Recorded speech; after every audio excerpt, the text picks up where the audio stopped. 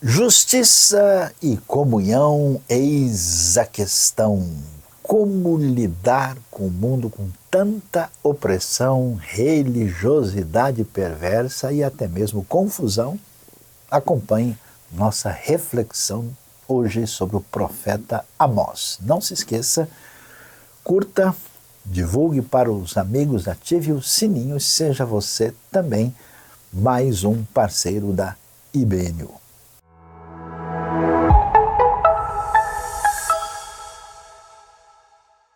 Agora vamos preparar o nosso coração, nossa mente para falar sobre a Palavra de Deus.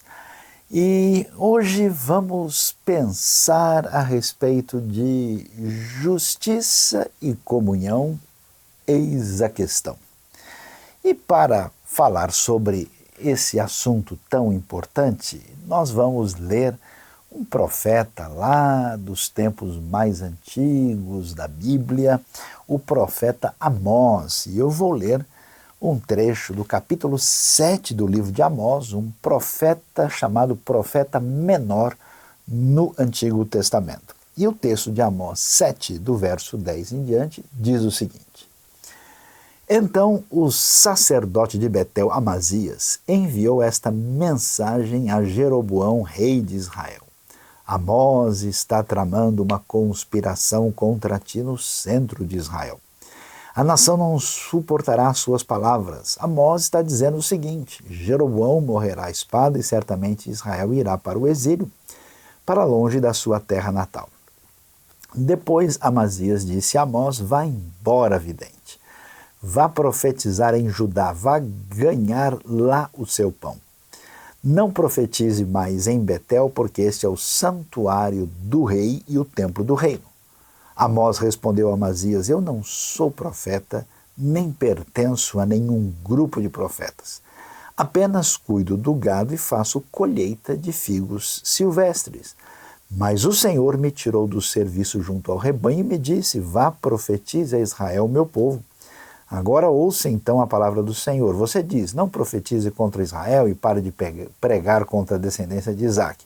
Mas o Senhor lhe diz: sua mulher se tornará uma prostituta na cidade, e os seus filhos, suas filhas morrerão à espada.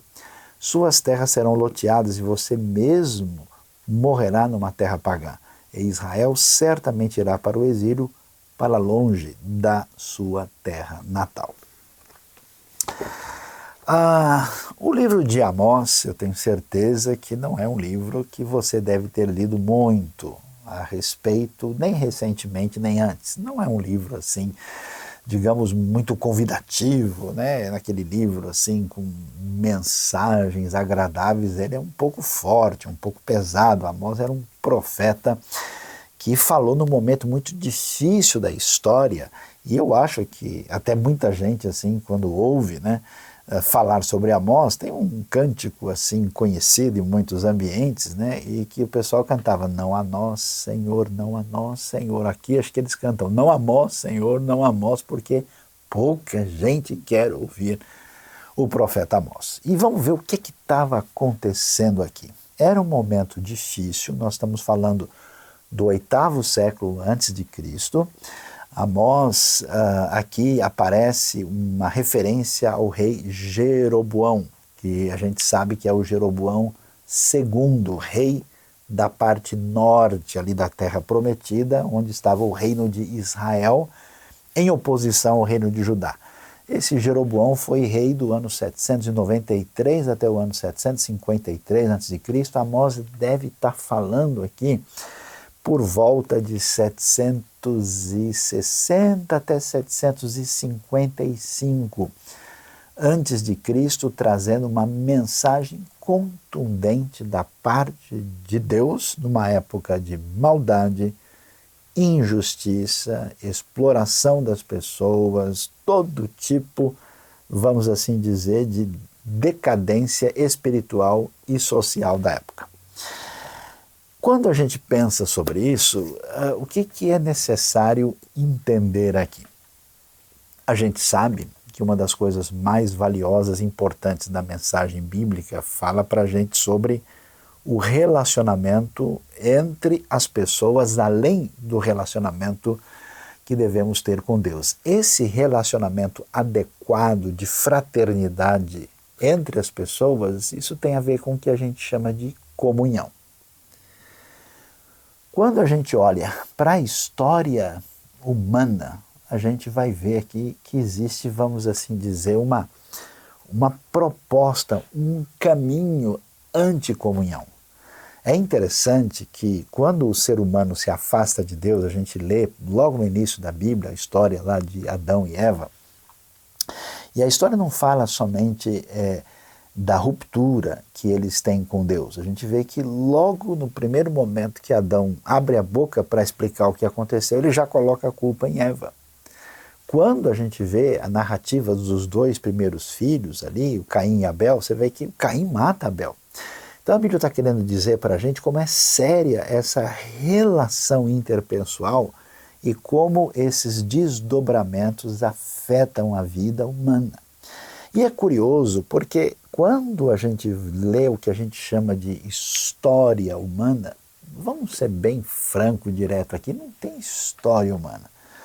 Tem história de conflitos. Você pega um livro de história geral, abre, é só história de guerra. Houve a batalha tal, aqui o fulano invadiu não sei aonde, um conquistou aqui.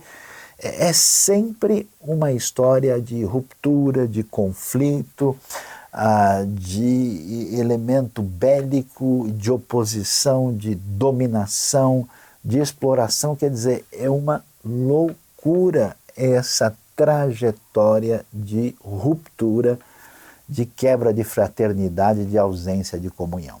E como é que isso se sustenta?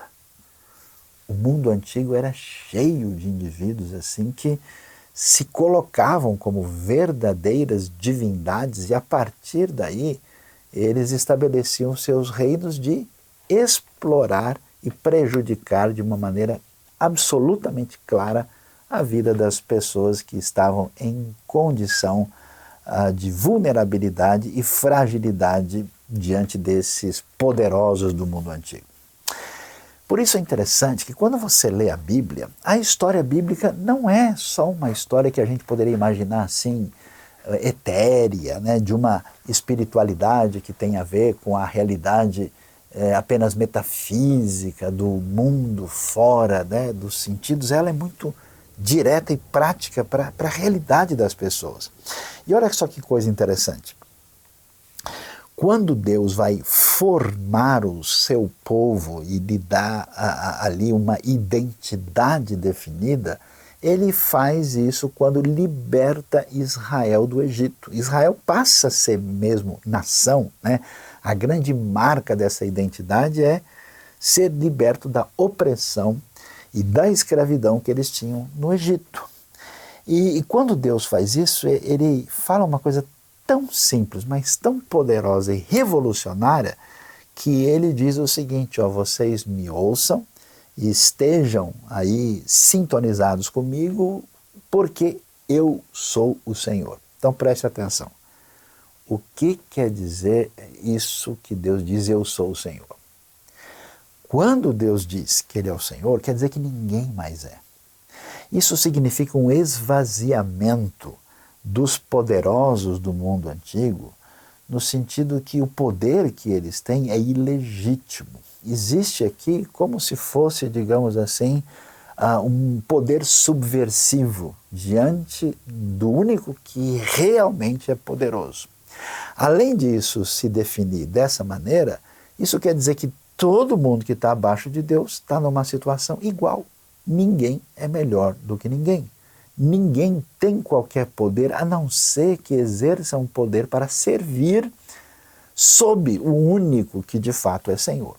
Esse raciocínio faz uma diferença tão grande que por isso é que quando a gente vê a história da antiguidade, você vai ver na Bíblia uma preocupação com órfão, com viúva, com pobres, com necessitados, com estrangeiros, gente que estava numa situação de vulnerabilidade, cujo valor era um valor simplesmente porque eles são seres humanos, são feitos à imagem e semelhança de Deus.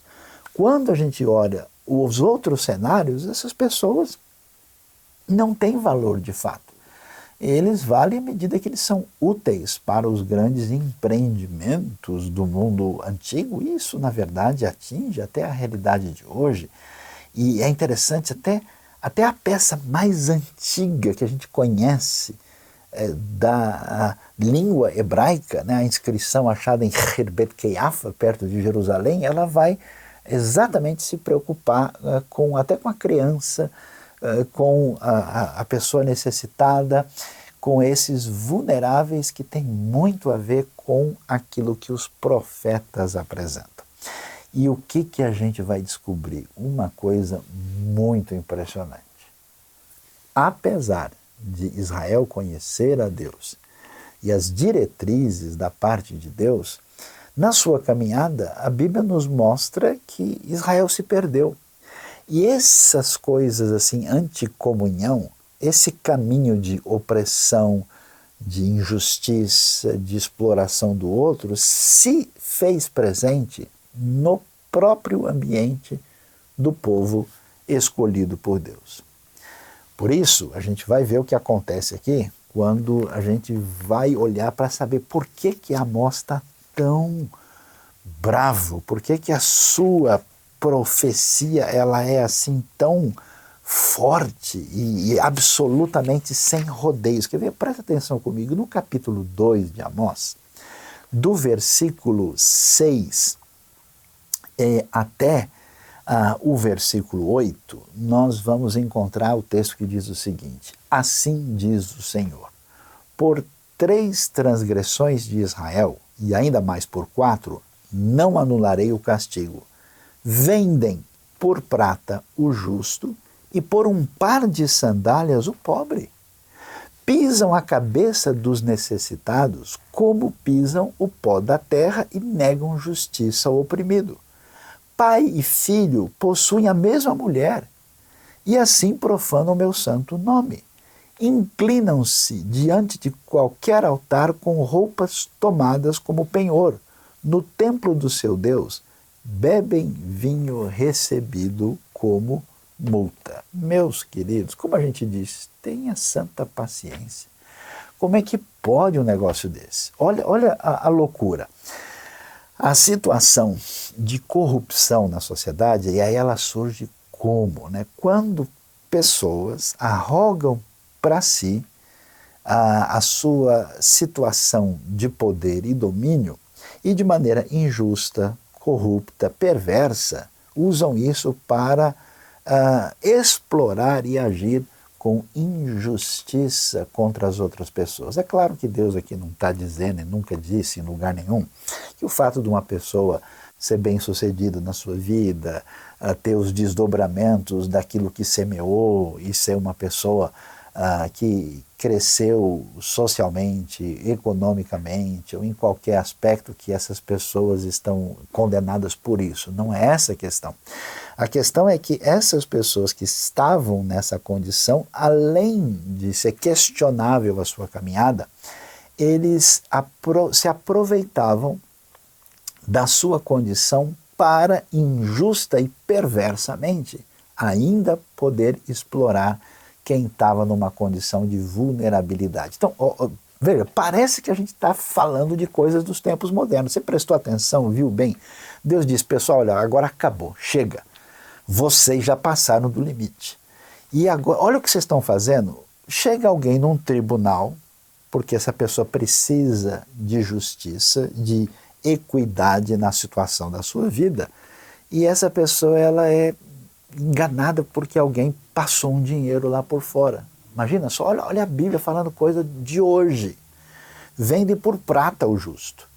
A sentença em favor de um pobre, de alguém que não tinha recurso, ela era perdida por causa de um par de sandálias. Já viu? A gente pensa aqui que a gente está vendo novidade, né? Quer dizer, o sujeito dava uma sandália, um calçado lá de presente, e aí, com isso, ele ganhava a causa. Quer dizer, a corrupção estava presente no centro de justiça do país. Então a gente começa a perceber que não existe mais para onde correr. Quer dizer, o próprio governo, o próprio centro de administração de justiça estava contaminado. Eles pisam a cabeça dos necessitados como pisam o pó da terra e negam justiça ao oprimido. Quer dizer, a gente sabe, né? Existe até uma expressão no mundo que a gente fala que qualquer lugar para poder caminhar precisa do mínimo de segurança jurídica. Não tem isso aqui. Os próprios líderes, o rei, a corte, quem administra a justiça estão corrompidos. E olha só, a base disso, ela tem qual origem? A origem da corrupção, do afastamento da responsabilidade moral e social tem origem espiritual. Olha que coisa, veja, preste atenção. O texto vai dizer que eles inclinam-se diante de qualquer altar com roupas tomadas como penhor. A lei bíblica era tão sábia que ela não permitia que, mesmo que uma pessoa tivesse endividada numa situação de necessidade, que ele pudesse sofrer uma espécie de abuso jurídico. Por exemplo, no mundo antigo a pessoa tinha lá, digamos assim, uma túnica básica e uma espécie de manto que era colocado por cima, que servia ali meio como uma coberta, proteção de um frio, ajudava a pessoa, usava isso, eram as duas peças. Então a lei dizia, quando você for cobrar algo de alguém que está devendo, você não pode tirar as duas roupas do indivíduo. Quer dizer, havia um limite para que a dignidade da pessoa não fosse ferida. Aqui, eles tomavam roupas como garantia de uma maneira injusta. E tem mais, no templo do seu Deus bebem vinho recebido como multa. Quer dizer que no próprio ambiente religioso do templo, do espaço sagrado, eles estavam lá bebendo com o recurso que tinha vindo de uma multa aplicada sobre os adoradores. Ou seja, acabou, chutou o pau da barraca, detonou tudo. A gente vê a injustiça, a opressão, a atitude perversa feita por parte de quem governa e por parte de quem administra o sagrado. A coisa, na verdade, é antiga, né? Porque lá atrás, mais ou menos aí, uns 180 anos antes, o reino tinha quebrado. Surgiu um novo rei no Reino do Norte, que rompeu com a dinastia de Davi. Ele foi chamado Jeroboão I. Ele foi rei de 931 até 910 a.C. E quando ele foi rei, ele pensou, puxa, eu não posso perder o domínio sobre o povo, então eu vou fazer aqui 2 centros religiosos. Ele fez um no norte de Israel, uma localidade chamada Dan, e o outro ele fez mais ao sul, em Betel, pertinho da fronteira, não longe de Jerusalém, porque ele pensou, olha, eu não posso perder o povo e continuar tendo esse povo sob o meu domínio, e para isso eu preciso usar a via religiosa. Olha só o caminho complicado, a religião a serviço de uma instrumentalização perversa. E ele inventou um monte de coisa. E é num desses altares que a coisa está pegando aqui em Amós capítulo 7, porque o Amós, que veio de uma cidadezinha, de uma vilazinha chamada Tecoa, pertinho de Jerusalém, ele vai ser convocado por Deus e ele vai lá e ele vai confrontar esse sacerdote chamado Amazias, que agora, sendo uma espécie de servo ali do Jeroboão II, está administrando esse centro religioso de corrupção. Então, meus queridos, vejam só, Deus nos criou para amar a Deus e o próximo. Quando a gente perde essa perspectiva e a gente se coloca, é interessante como as pessoas querem justificar sua atitude perversa para com os outros em função daquilo que elas apresentam como qualidades especiais que elas dizem ter. Tudo bobagem. Por isso é interessante que você já viu como é que a humanidade se separa e se degladia? Por causa de classe social, por causa de origem regional ou até mesmo nacional, por causa de raça, por causa de cor de pele, por causa da formação acadêmica, por causa dos recursos que tem, até por causa do time de futebol. As pessoas quebram a sua relação interpessoal. É tão espetacular o movimento de fé de Jesus e dos apóstolos que ensinou todo mundo a chamar o outro de irmão. Veja que nenhum dos apóstolos de Jesus se apresenta como alguém que fosse uma coisa superior. Não, ele se apresenta como servo. Você percebe que o caminho é outro. Então, a história perversa humana é sempre a gente divide e se coloca numa posição acima dos outros e aí a gente justifica a nossa postura perversa. Eu gosto de prestar atenção na maneira como certas pessoas que se enxergam numa posição socioeconômica, cultural acima dos outros, como é que eles tratam os seus empregados, pessoas que prestam serviço. Como é que a pessoa trata uma empregada? É como ser humano ou ela trata como fulana? Como quem quase trata alguém que não vale nada. Aí a gente vê a verdadeira sintonia da pessoa com o Deus que mexeu com Amós e convocou Amós para pegar pesado com essa turma. E o que Deus está falando? Ninguém imaginava, mas a questão é a seguinte: havia uma nação poderosa que agora estava ganhando força. Eles eram os assírios, moravam na região a nordeste da terra de Israel. E se esses israelitas e até mesmo o povo de Judá estavam agindo com injustiça, você não viu nada. Esses assírios são barra pesada. Então Deus diz o seguinte: olha, como vocês perderam o caminho, vocês vão passar por um momento difícil na sua história e Deus não vai segurar as pontas quando a Assíria chegar aqui.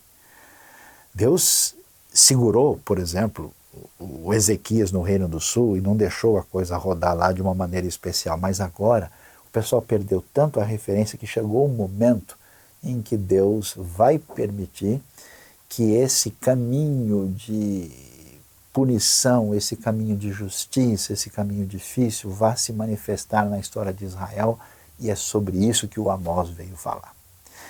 E aí a gente começa a ver e ver por que o Amós está dizendo o que ele está dizendo, né? Aliás, convido você a dar uma olhada nessa situação, como o Amós fala isso com clareza quando a gente lê capítulo 4. Nós vimos o capítulo 7, vimos o capítulo 2, capítulo 4, a partir do verso 1. Amós diz o seguinte: ouçam esta palavra, vocês, vacas de Bazã, que estão no monte de Samaria, vocês que oprimem os pobres, esmagam os necessitados, e dizem aos senhores deles: tragam bebida e vamos beber. O Senhor, o soberano, jurou pela sua santidade: certamente chegará o tempo em que vocês serão levados com ganchos e os últimos de vocês com anzóis, o que foi confirmado pela arqueologia.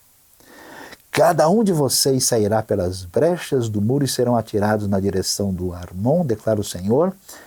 Vão a Betel e ponham-se a pecar. Vão a Gilgal e pequem ainda mais. Ofereçam o seu sacrifício cada manhã, os seus dízimos no terceiro dia. Queimem pão fermentado como oferta de gratidão e proclamem em toda parte suas ofertas voluntárias. Anunciem aos israelitas, pois é isso que vocês gostam de fazer, declara o Senhor, o soberano. Ou seja, Deus diz: agora chega, vocês chutaram o pau da barraca, aprontaram demais, o juízo de Deus vai chegar.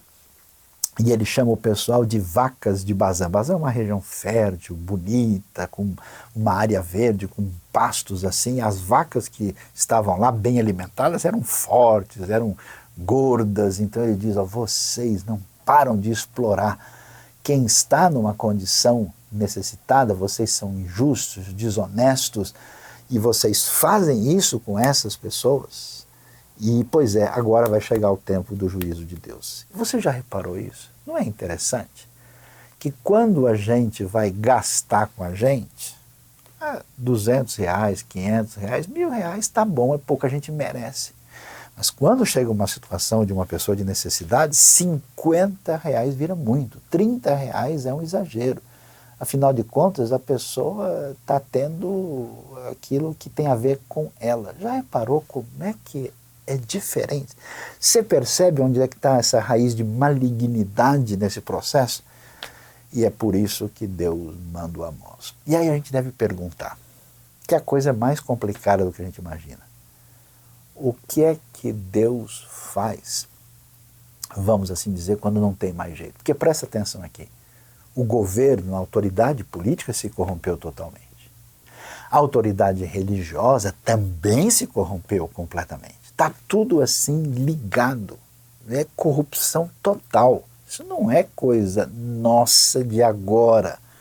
A coisa é complicada. A pergunta é o que Deus vai fazer quando a justiça não conversa mais com a comunhão. Essa é a questão. Como é que fica a situação? Aí a gente entende e eu acho espetacular o que a gente vê na Bíblia. Você reparou bem?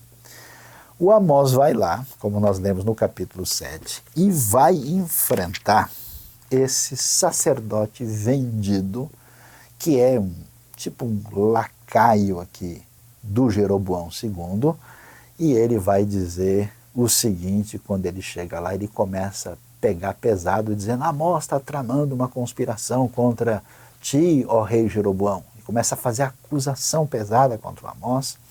A nação não pode suportar o que ele está dizendo. Ele está dizendo que o Jeroboão vai acabar morrendo na guerra que vai chegar, né, e que o Israel vai para o exílio. Ele está dizendo que a gente, né, não vai ser protegido por Deus quando essa batalha chegar. E ele fala tão sério isso, que ele até diz para o Amazias: Amazias, Amós vai falar para ele, esse negócio é tão certo que a sua mulher, nesse tempo de guerra, vai ser tão complicado que ela vai até mesmo ser obrigada a se prostituir. Você vai ver a sua família sofrer nessa guerra, e você vai perder as suas terras, vai perder tudo, e Israel vai para o exílio, porque chegou esse momento. E aí, então, o Amazias, nessa conversa, ele fica tão revoltado que ele pega pesado e ofende o Amós. Olha só o que o texto diz: vá embora, vidente, vá profetizar em Judá, vá ganhar lá o seu pão, não profetize em Betel, porque, atenção, este é o santuário do rei e o templo do reino. Ele pega pesado e basicamente diz para o Amós o seguinte: vá trabalhar, vagabundo. Quando ele diz vá para a sua terra comer o seu pão, quer dizer, suma daqui, porque você está num lugar que é um espaço especial. Aqui, né, diz o texto, é um lugar que a gente está dizendo com clareza que é o santuário do rei e o templo do rei. E aí, o que é que a gente descobre? Eu acho espetacular isso, porque quando a gente vê que a perda de conexão com Deus fermentou na vida dos seres humanos, de prejudicar injustamente, de maneira corrupta, os necessitados e os fragilizados, a gente vai ver que Deus vai mexer como? E a gente imagina, né? A gente pensa, não, olha, as coisas de Deus vão caminhar quando a denominação X fizer isso, quando a igreja tal fizer aquilo, quando a missão tal se mobilizar, quando a gente fizer isso e aquilo. A Bíblia mostra um outro caminho. O que a Bíblia mostra? Que na hora de enfrentar essa situação, Deus chama um Amós. E quem é Amós? É interessante demais ler o que diz o capítulo 7. Amós diz: eu não sou profeta e nem pertenço a um grupo de profetas, mas eu estou aqui porque Deus mexeu com a minha vida e me mandou trazer essa mensagem. Você reparou bem isso? Interessante que Deus não age com organizações. Deus não mexe com estruturas abstratas ou com coisas que existem do ponto de vista da mera formalidade externa. Deus age na vida das pessoas, no coração de gente. Não existe missão feita por uma espécie de entidade. O que existe é a sua vida, é a minha vida. São pessoas. A IBNU não faz nada. Quem faz são as pessoas movidas por Deus, que colocam a sua vida e entram em ação na missão. E eu acho espetacular, sabe por quê? Porque não tem como sair nada de bom dessa liderança e desse governo. Não tem como esperar nada desse sistema religioso corrupto. O que Deus faz? Deus vai lá no deserto, na área semiárida, onde tem um sujeito cheirando bicho, cheirando cabra, cheirando ovelha, que não tem nada a ver com esse negócio. E Amós diz o seguinte: olha, eu estou aqui não porque eu tenha título religioso, não porque eu seja do grupo A, do grupo B. Deus mexeu comigo. E sabe qual é o meu negócio? É mexer com cabra e ovelha. Ele é um pastor de rebanhos. Ele está lá, o que o pastor de rebanhos faz? Amós, possivelmente, era um bom pastor de rebanhos que está lá com esse grupo de ovelhas e cabras pelas áreas semiáridas ali da terra de Israel, levando o rebanho para comer um pouquinho mais para cá, para lá. E a outra atividade extraordinária de Amós é colher figos silvestres, árvores daqueles chamados sicômoros, onde ele junta isso. Deus mexe com ele e esse homem, corajosamente, que se tornará um dos profetas mais emblemáticos. Temos dois grandes profetas do Reino do Norte no século VIII, que são exatamente Amós e Oséias, e Amós é o primeiro deles, o mais contundente. Ele sozinho confrontará essa injustiça, essa perversidade que a gente vê no Reino do Norte. E aí ele diz, olha, é o seguinte, esse altar não tem valor, Deus rejeita isso, ele denuncia até o pessoal tinha coragem de vender, por exemplo, trigo e misturar com palha para vender um negócio falso, para enganar os outros e ter lucro com isso. Toda essa perversidade, injustiça, exploração, Amós denuncia com força. Ele é o escolhido de Deus para fazer isso. Por isso a gente fica tranquilo na obra de Deus. Sabe por quê?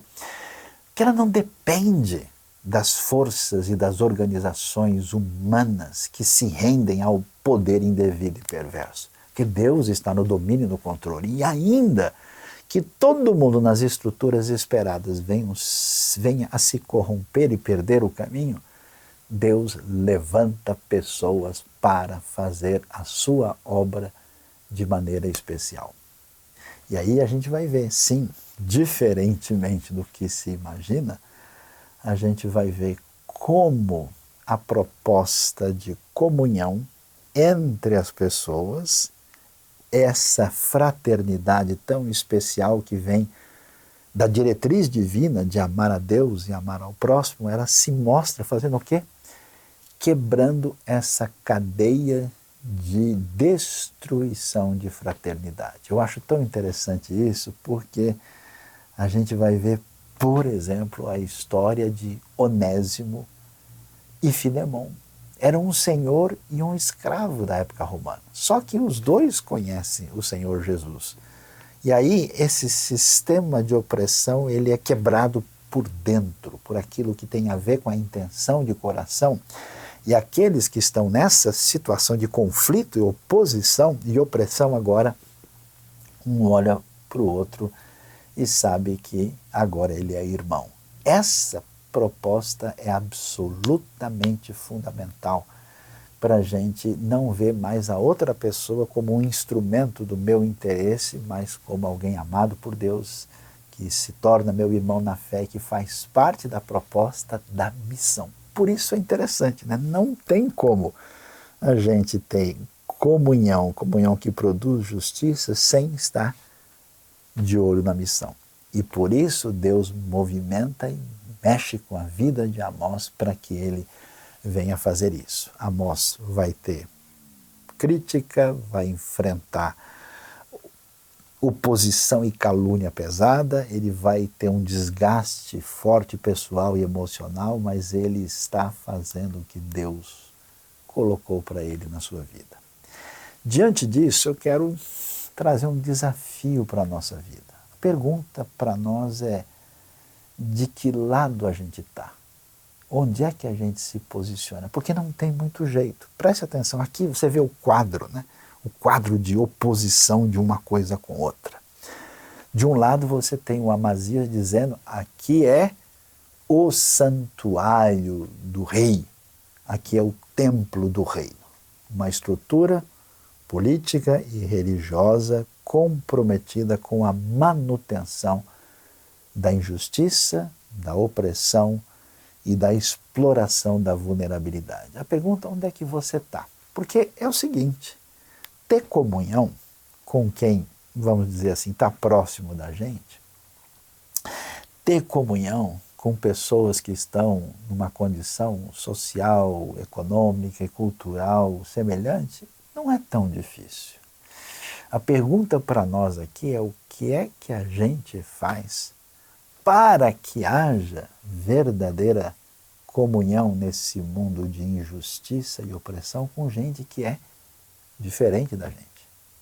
Então, minha pergunta para você, você trata com justiça e honestidade pessoas vulneráveis que estão de alguma maneira debaixo da sua ação, debaixo do seu poder? Você ajuda, você tem uma postura assim, ou você realmente trata a pessoa de uma maneira semelhante ao que a gente vê na vida de Jeroboão e na vida de uma pessoa como o sacerdote Amazias? Como é que a gente lida com isso? Do outro lado, é tão impressionante. Deus movimenta as coisas através desses indivíduos fora do sistema, daqueles que são o nosso querido Amós. Então, minha pergunta para a gente hoje é: você é um Amós? Você tem sido incomodado por Deus? Você faz parte dessa proposta de missão? Você quer fazer diferença? Ou você fica olhando a situação, dando a sua opinião, trazendo as suas críticas, os seus questionamentos, e você não faz diferença nenhuma? Deus nos ajude no dia de hoje. Deus mexa com a nossa vida e nos permita aqui tomar uma atitude dizendo: olha, sabe de uma coisa? Eu vou sim, com a minha palavra, com a minha vida, com a minha atitude, ser alguém semelhante a Amós, porque eu sinto a direção de Deus na minha vida. E eu fico muito feliz de ter visto muitas pessoas na minha vida que de fato foram incomodadas. Deus tirou de trás das cabras, das ovelhas e dos figos, e essas pessoas servem a Deus fazendo diferença tão importante no reino, proclamando a palavra, agindo com seu senso de missão, de auxílio humanitário, de justiça, porque sem isso o nosso mundo simplesmente se destrói nas pessoas numa relação de opressão, de oposição e de conflito umas com as outras. Então, coloque a sua vida diante de Deus. Eu quero orar especialmente por você nessa hora, em que você coloque a sua vida à disposição para que a semelhança de Amós você tenha o seu compromisso com a verdade, com a missão, que essa, na verdade, é a questão. Oremos. Deus bondoso, Pai querido, em nome de Jesus eu quero pedir que o Senhor movimente, mexa nos corações nesse dia, para que aqueles que ouvem a Tua palavra, Deus, entendam a situação complicada de quebra de fraternidade, de opressão que nós temos, e que o Senhor levante, ó Deus. A gente sabe que a solução está na nossa vida, na nossa mão, na nossa entrega, no nosso chamado, e que o Senhor abençoe aqueles que se colocam diante de Ti nesta hora, para que eles sejam tocados e movidos por Ti à semelhança de Amós. Te louvamos, te agradecemos, pedindo a Tua bênção e os desdobramentos do Teu Espírito no coração daqueles que procuram a Ti hoje. Em nome de Jesus. Amém. Deus abençoe a nossa vida e o nosso coração no dia de hoje. Amém.